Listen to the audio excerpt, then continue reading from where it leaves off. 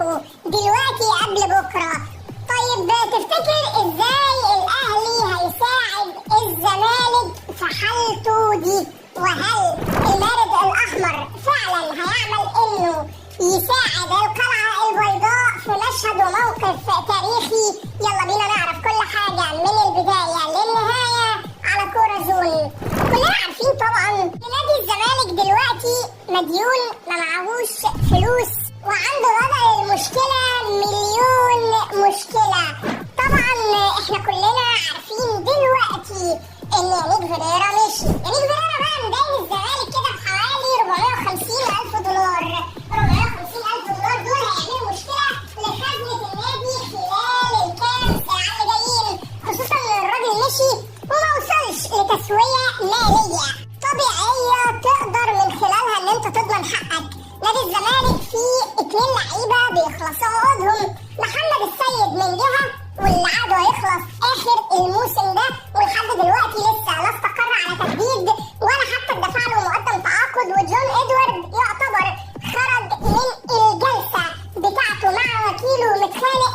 اما الثاني فهو حسام عبد المجيد. حسام عبد المجيد في ناس بتتكلم عن وجود عرض احتراف بيمثل كوبري ليه هيقعد من خلاله موسم مع الفرقه دي ويرجع مره ثانيه على النادي الاهلي او بيراميدز، ايهما بقى. لكن الاهلي هو الاقرب، لان احنا عارفين ان الاهلي هيتيح لحسام عبد المجيد مزايا كتير جدا جدا، زي مثلا ان هو هيشارك بشكل دولي مستمر، كمان هياخد مستحقاته الماليه من غير ما يعمل حوارات. لكن نادي الاهلي وقف كل ده وقال لهم نادي الزمالك بيمر بازمه دلوقتي.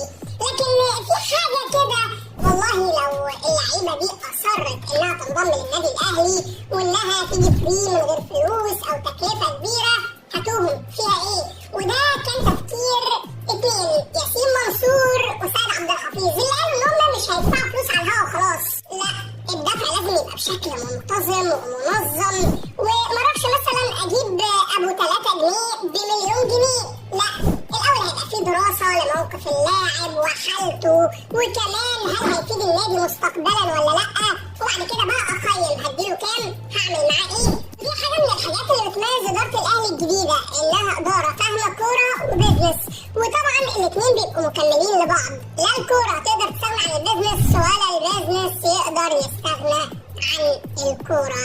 الموضوع في النهايه هو ده السيستم اللي هيمشي عليه النادي الاهلي خلال الفتره اللي جايه، وما احلاه من سيستم. تفتكر بقى ان النادي الاهلي كده ماشي